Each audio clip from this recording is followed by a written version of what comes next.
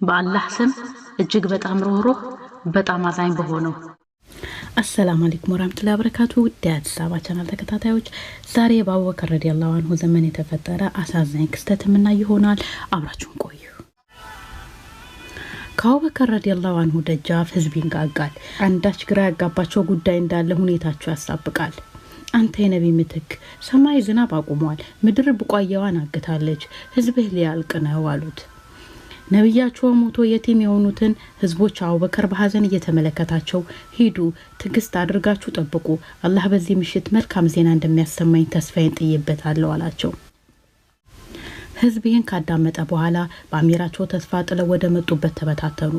ቀኑ ተጠናቆ ሰማዩ ሊጠቁር መቅላት ሲጀምር 1000 የሚሆኑ ግመሎች የንግድ ሸቀጦቻቸውንና ቀለቦችን ጭነው መዲና ተከሰቱ።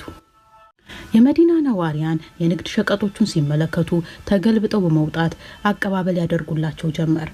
ግመሎቹም የጫኑትን ሸቀጥ ይዘው ወደ ባለ ንብረቱ ኡስማን ቤት አቀኑ። ግመሎች የጫኑትን ጭነት ከኡስማን ረዲየላሁ ዐንሁ ቤት እንዳራገፉም ነጋዴዎች ሸቀጡን ለመረከብ የኡስማንን ቤት ተንጓጉበት። ኡስማን ምን ፈልጋችሁ ነው አላቸው። ነጋዴዎች ለምን እንደመጣንም አንተም ታውቃለህ፣ ህዝቡ ምን ያህል እንደተቸገረ ትረዳለህ። ኡስማንም በምን ያህል ትርፍ ትገዙኛላችሁ አላቸው። ነጋዴዎቹ 2 እጥፍ አድርገን እንገዛሃለን አሉት። ኡስማንም አይ ከዚህ በላይ ተሰጥቶኛል አላቸው። ነጋዴዎቹም እሺ 4 እጥፍ አድርገን እንሰጥሃለን አሉት። ኡስማንም ከዚህ በላይ ተሰጥቶኛል አላቸው በድጋሜ። ነጋዴዎቹም 5 እጥፍ አድርገንልሃል አሉት።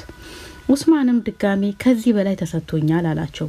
ነጋዴዎቹም በከተማው ያለውን ነጋዴዎች እኛው ነን፣ ማንም እኛን አልቀደመንም፣ ታዲያ ማን ነው ከዚህ በላይ የሰጠህ አሉት።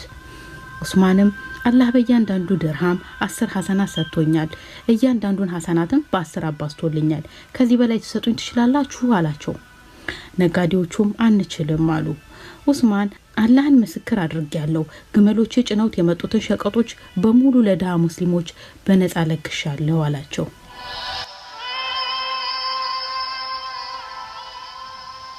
ንግግሩን እንዳጠናቀቀም ከግቢው የሚገኘውን ሸቀጥ በሙሉ ለድሆች በማከፋፈል ጀነትን ገዝቶ አደረ።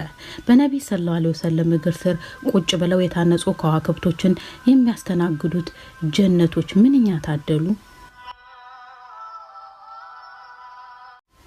ውድ አድማጮቻችን የዛሬው ፕሮግራም ይህን ይመስል ነበረ። በቀጣይ ፕሮግራም እስከምንገናኝ ራህማን ሰላም ከእናንተ ጋር ይሁን።